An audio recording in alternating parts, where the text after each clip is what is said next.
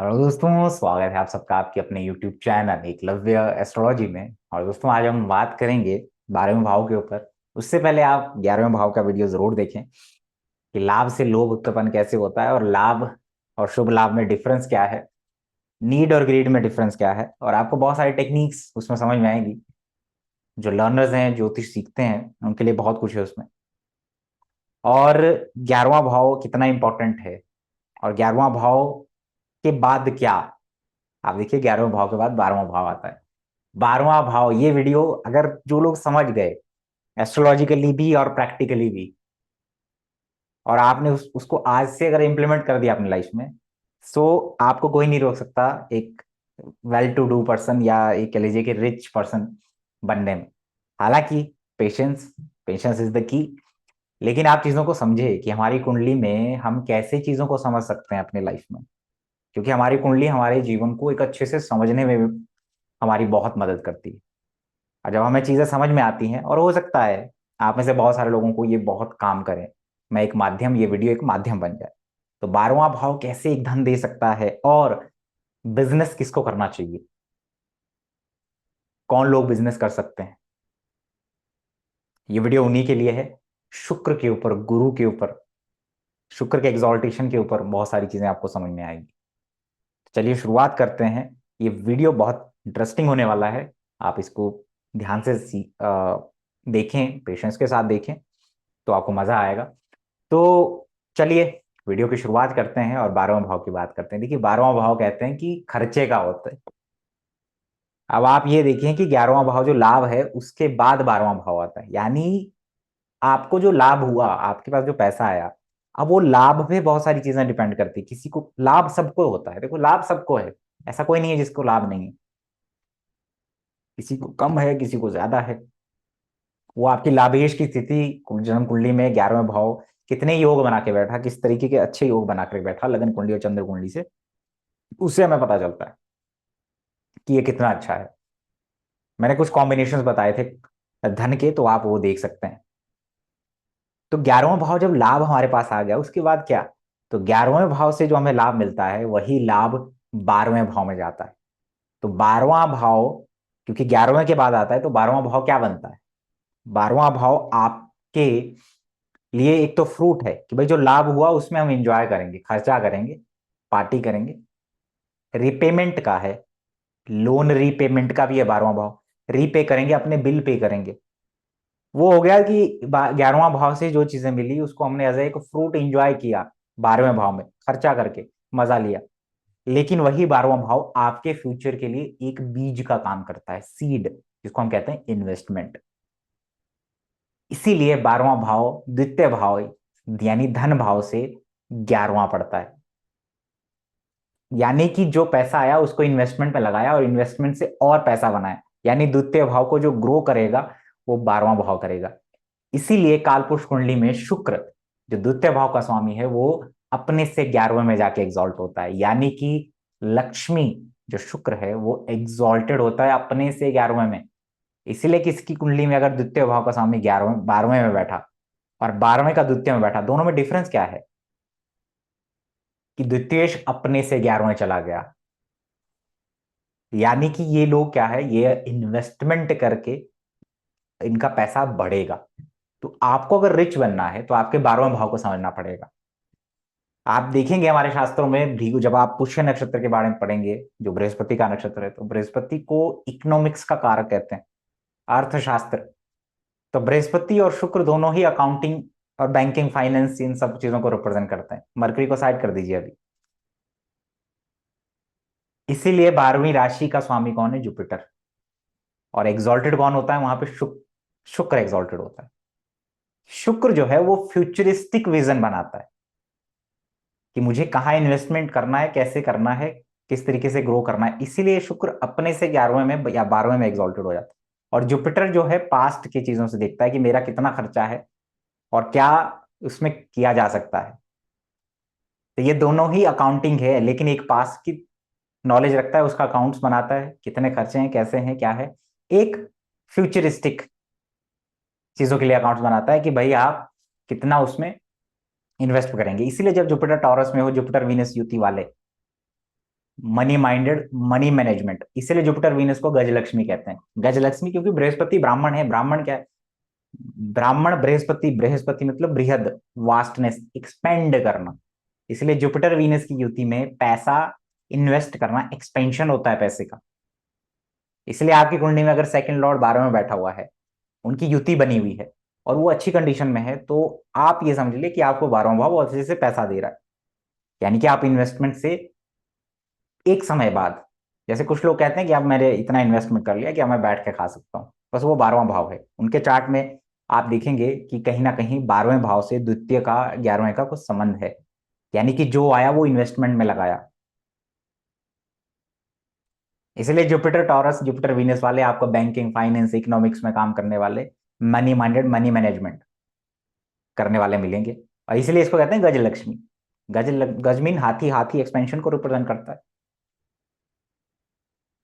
तो 12वां भाव यानी कि अगर आप इन्वेस्ट करते हैं, दूसरा 12वां भाव द्वितीय से 11वां पड़ता है और 12वां भाव दान का है। देखो जो लगन है वो सेल्फ है, अपने लिए क्या करूंगा मैं, अपने ऊपर खर्चा, अपनी चीजों के बारे में सोच। लेकिन 12वां भाव सेक्रीफाइस, दान का है, अपने बारे में ना सोचना, दूसरों के बारे में सोचना। इसमें एक बहुत अच्छी स्टोरी हमारे शास्त्रों में आती है, तीन योगिनियों की, विमला, निर्मला और कमला। विमला को एक गोल्डन फ्रूट दिया जाता है, उसके अंदर बीज है, वो उसको खाती है, आज मजा लेती है।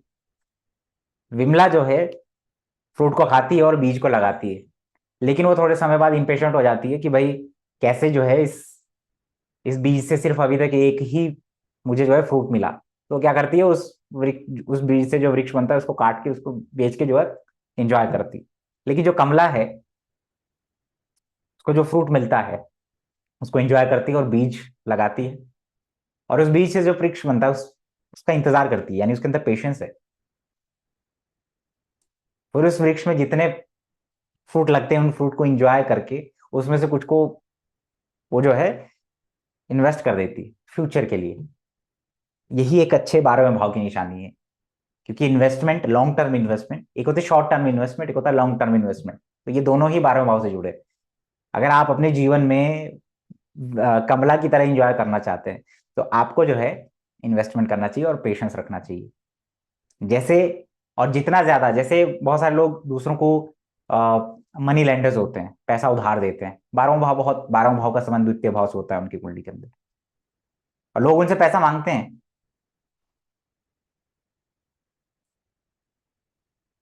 लेकिन इससे पहले आप 11वें भाव की स्थिति को अच्छे से एनालाइज करें, इसलिए 11वें भाव का वीडियो बहुत जरूरी है। लेकिन 12वां भाव कैसे देता है? मैसेज है, शुक्र एक्सॉल्टेड होता है, जुपिटर वहां का स्वामी है, कालपुरुष कुंडली में, दोनों ही गुरु हैं। तो आपका लेसन ये मिलता है कि आपको इन्वेस्टमेंट करना चाहिए, जो आपके पास आ रहा है, चाहे 30,000 है, 20,000 है। आप जुपिटर बनिए, अपने पास के चीजों का एनालिसिस करिए, और वीनस बनिए, जो उसमें से बचा उसमें से कुछ परसेंट आप इन्वेस्टमेंट लगाएं और पेशेंस रखें विमला की तरह। और साथ ही साथ, अब विमला क्या करती है, उसके पास पैसा आता है तो वो अपनी बहनों को, कमला और कमला जो है विमला और निर्मला दोनों को पैसे देती, अ, वो फ्रूट देती है, बीज देती है एंजॉय करने के लिए, और समझाती है कि इन्वेस्टमेंट करिए और उसमें से कुछ मुझे भी देना। ये क्या है? ये है कि आप दूसरों को इंडिपेंडेंट बनाते हैं, आप दूसरों के लिए जब कुछ करते हैं, हालांकि रिस्क उसमें ज्यादा है आप शेयर मार्केट, म्यूचुअल फंड में आप लगाते हैं तो रिस्क ज्यादा है, लेकिन उसमें बेनिफिट भी ज्यादा है।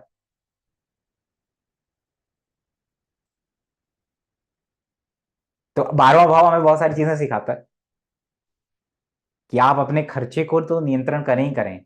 11वें भाव से जो चीज आती है उसको एक बीज और फल दोनों की तरह समझें, तब आपके पास जीवन में पैसा बनेगा। तो आज से आप अपना बना लीजिए चेकलिस्ट, कितना मुझे खर्च करना है और कितना मुझे आगे के लिए रखना है। उसकी अकाउंटिंग बहुत जरूरी है, और उस पैसे को आप इन्वेस्टमेंट में लगाइए और उसमें पेशेंस रखिए। तो जिनकी कुंडली में, अब बात ये आती है कि जिनकी कुंडली में बृहस्पति छठे और 10वें भाव में होता है, उनको पैसा की कमी नहीं होती। बृहस्पति शुक्र की युति हो जाए, बृहस्पति द्वितीय और द्वितीय भाव को देखता है, बृहस्पति एक्सपेंशन है तो एक्सपेंशन करता है। द्वितीय भाव का स्वामी 12वें में, जुपिटर वीनस की युति, वीनस एक्सॉल्टेड,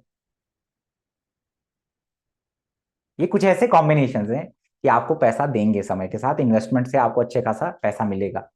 तो इसीलिए जितना भी आप शेयर मार्केट, म्यूचुअल फंड और बिजनेस में पैसा लगाते हैं, दूसरों को पैसा देते हैं,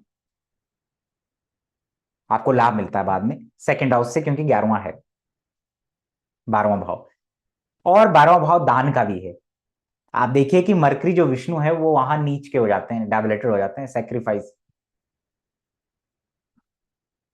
क्योंकि जहां विष्णु है वहां लक्ष्मी एग्जॉल्टेड हो जाती है, यानी कि विष्णु बनिए। विष्णु क्या करते हैं? नर्चरिंग करते हैं, पालन करता है, विदाउट एक्सपेक्टेशन डोनेशन करना, विदाउट थिंकिंग कि ये मुझे कुछ दे सकता है या नहीं। वो कहीं ना कहीं जैसे सागर से पानी वश बन के जाता है, फिर वो बरसात बन के धरती पे आता है, वैसे ही जो अपने 12वें भाव को सही से यूटिलाइज करते हैं, यानी कि दान करते हैं। बहुत सारी चीजें आ गई, इन्वेस्टमेंट आ गया, लोन रिपेमेंट आ गया, मनी लैंडिंग आ गया। अब आगे बात दान की, क्योंकि 12वां भाव दान का है, और दान द्वितीय भाव से 11वां पड़ता है, यानी कि वो कहीं ना कहीं आपको रिटर्न आना ही है। तो आप दान जरूर करें विदाउट एक्सपेक्टिंग। विष्णु जी की तरह बन जाइए। डायबलेटेड हो जाते हैं 12वें भाव में, मीन राशि में, और वीनस लक्ष्मी वहीं एग्जॉल्टेड होती है। इसीलिए देखिएगा, जो जितने लोग दिलेर होते हैं, जितना खुला दिल रखते हैं, उनके पास पैसा ज्यादा आता है।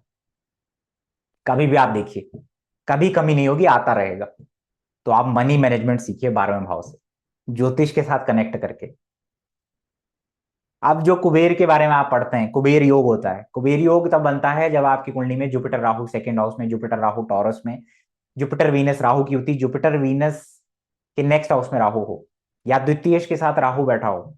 आप एक्सप्लॉइट करना चाहते हैं, आज मिला मुझे ही मिले। तो धीरे धीरे क्या होगा कि आप अपने साथ वालों को एंजॉय नहीं करवाना चाहते, आप सिर्फ अपना करना चाहते हैं, तो आपके पास पैसा तो आएगा, लेकिन आप कुबेर की तरह हो जाएंगे, पेट बाहर को निकल जाएगा, और थोड़े समय बाद वो जो है आपके हाथ से निकल जाएगा, कोई ना कोई इसको छीन लेगा। इसीलिए छीनने का जो कॉम्बिनेशन है, जब आपके शुक्र के ऊपर चंद्रमा और राहु की प्रभाव पड़ जाए, तो लोग, आप देखिए मून बड़ा खतरनाक है, इसीलिए उसको चोर कहा गया नाड़ी ज्योतिष में।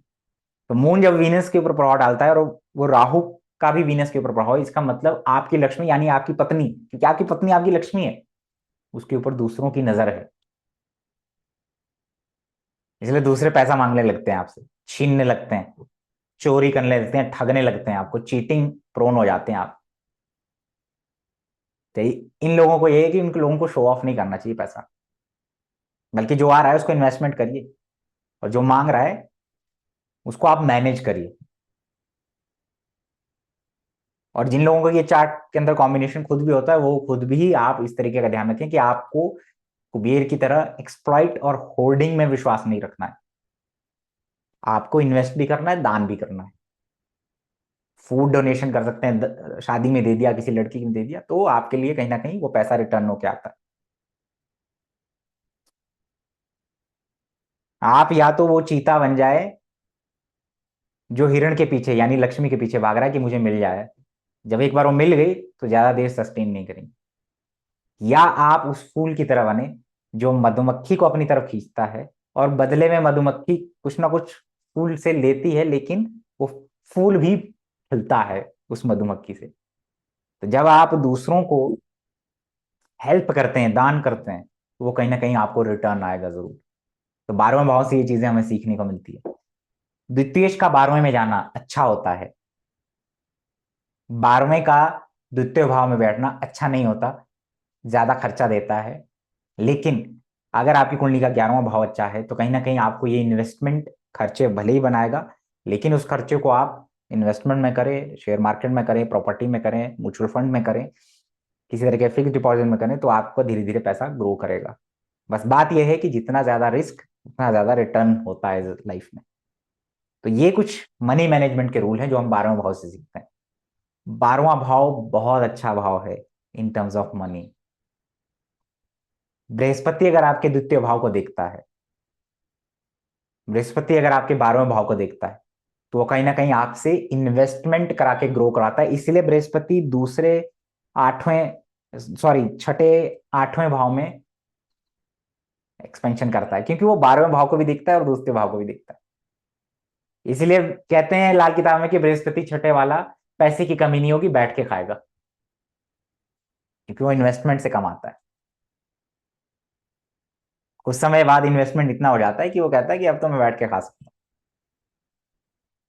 तो आपकी कुंडली में देखें कि बृहस्पति अगर द्वितीय भाव को देख रहा है, शुक्र राहु की है, तो आप धनी है। और बृहस्पति अगर आपके 12वें भाव को भी देखता है, द्वितीय भाव को भी देखता है, द्वितीयेश 12वें भाव में बैठा हुआ है, लाभेश 12वें भाव में बैठा हुआ है, तो पैसा इन्वेस्टमेंट होकर के आपको कई गुना होकर के लौटेगा, और आप ये सारी चीजें अपने जीवन में अप्लाई कर सकते हैं। ये कुछ चीजें हैं जो आपको हेल्प करेंगी जीवन में। बाकी आप 11वें भाव के वीडियो में देखें कि लाभ और शुभ लाभ में क्या डिफरेंस है। आप देखते होंगे लक्ष्मी जी के साथ दो हाथी हैं जो उस लक्ष्मी जी को सींचते रहते हैं। ये दो हाथी और कुछ नहीं है, वो एक फ्यूचर और एक पास्ट की गणनाएं, एक सिंबॉलिक रिप्रेजेंट करता है कि जो आदमी पास्ट की चीजों से सीखता है और फ्यूचर की चीज, मतलब कि गुरु और शुक्र की तरह अकाउंटिंग करता है, लक्ष्मी उसके पास हमेशा फलती फूलती रहती है। और लक्ष्मी जो है विष्णु के पास है, जो सेल्फलेसली दूसरों के लिए काम करता है, दूसरों को देता भी है, दान भी करता है और इन्वेस्टमेंट करता है। अब बात करते हैं कि बिजनेस कौन कर सकता है। जिनकी कुंडली में शनि बुध शुक्र की युति हो, 12वें भाव का संबंध द्वितीय भाव से हो जाए, 12वें का संबंध 11वें भाव से हो जाए, 11वें का संबंध 12वें से हो जाए, वो लोग बिजनेस कर सकते हैं। 3 7 11 बहुत इंपॉर्टेंट है। थर्ड लॉर्ड 11th हाउस में, सेवेंथ लॉर्ड थर्ड हाउस में, ठीक है, इस तरीके का कुछ कनेक्शन हो, और 12वां भाव संबंध बनाए 11वें से, द्वितीय भाव से। अब आप इसमें 12वां मीन राशि और शुक्र की जो राशि है टॉरस, उसको भी इंक्लूड कर सकते हैं। तो आप लोग बिजनेस कर सकते हैं, आपका पैसा ग्रो करेगा। आई होप चीजों को आप समझे होंगे कि बिजनेस कौन कर सकता है। 3 7 11 12 ये भाव चाहिए हमें। 12वां भाव बहुत इंपॉर्टेंट है, क्योंकि बिजनेस उसी का चलता है जो इन्वेस्टमेंट करना जानता है, जो उसको ग्रो करने में विश्वास रखता है। इसीलिए, और जो आप में से बहुत सारे जो लोग बैंकिंग में काम करते हैं, फाइनेंस में काम करते हैं, इकोनॉमिक्स पढ़ाते हैं, इकोनॉमिक्स मैनेजमेंट जानते हैं, कहीं ना कहीं आपका बृहस्पति टॉरस द्वितीय भाव शुक्र को देख रहा होगा। हालांकि 9th हाउस भी बहुत इंपॉर्टेंट है, क्योंकि गुरु की मिल त्रिकोण राशि है। धनु राशि भी इंपॉर्टेंट है। आपकी कुंडली में अगर द्वितीय धनु राशि में बैठा, तो वो भी आपके पैसे को एक्सपेंड कर सकता है। जैसे मकर लगन में शनि द्वितीय 12वें भाव में बैठा, द्वितीय होकर के 12वें में बैठा, धन देगा आपको, इन्वेस्टमेंट से पैसा देगा आपको वो शनि। तो आज का लेसन बहुत सारी चीजों को लेकर के है। शुक्र का एग्जॉल्टेशन 12वां भाव, कि 12वां भाव द्वितीय से 11वां है, और लाभ भाव से सेकंड है, यानी कि ये एक ऐसा भाव है जो आपके पैसे को सस्टेन, आपको रिच बना सकता है, अगर आप इसको समझते हैं तो। क्योंकि ये इन्वेस्टमेंट का भी है, रिपेमेंट का भी है, दान का भी है। तो दान भी करिए, इन्वेस्टमेंट भी करिए, और सेल्फलेस तरीके से करिए। लक्ष्मी आपके पास रहेगी। विष्णु बनिए, मरकरी नीच का हो जाता है, विष्णु जी सेल्फ को भूल जाते हैं, वहीं पे लक्ष्मी एक्सॉल्टेड हो जाती है। बस इस लाइन को समझ लीजिए, तो आपको जीवन में कभी धन की कमी नहीं होगी। तो ये 12वां भाव बड़ा इंपॉर्टेंट है। 12वां भाव सिर्फ व्यय और उससे नहीं है, ये बहुत कुछ है। और इससे हमें ये सीखने को मिलता है कि बेसिक कितना इंपॉर्टेंट है, चीजों को शास्त्रों से जोड़ना कितना इंपॉर्टेंट है। अगर आप जोड़ते हैं, तो आप जुपिटर वीनस को समझ गए कि वीनस एक्सॉल्टेड क्यों होता है, मरकरी डेबिलेटेड क्यों होता है। डिफरेंस क्या है, आप देखिए, मरकरी जहां एक्सॉल्टेड हो गया, वर्गो अपने स्वार्थ के बारे में सोचना स्टार्ट कर दिया, डाउटिंग में आ गया कि दूं कि नहीं दूं, दूंगा तो ये लूंगा, वहां पे वीनस डेबिलेटेड हो जाता है। पैसा आएगा, लेकिन चिरस्थायी नहीं होगा। ठीक है। तो अगर आप चाहते हैं कि आपकी लीनियज और वो अच्छे से फले फूले, तो आप मरकरी वीनस मीन राशि के बनिए। और बहुत सारी चीजें मैंने कही, कुबेर योग मैंने कहा, आप उसको वीडियो को ध्यान से देखेंगे तो आप चीजों को समझेंगे कि इसमें क्या क्या टेक्निक्स थी। आई होप आपको वीडियो अच्छा लगेगा। बाकी जो लोग आप में से कोर्स करना चाहते हैं, और ऐसी ही चीजों को शास्त्रों के हिसाब से कनेक्ट करके कैसे हम समझ सकते हैं इजी वे में, तो आपका बहुत बहुत स्वागत है हमारे प्रेडिक्टिव न्यू बैच 2023 में।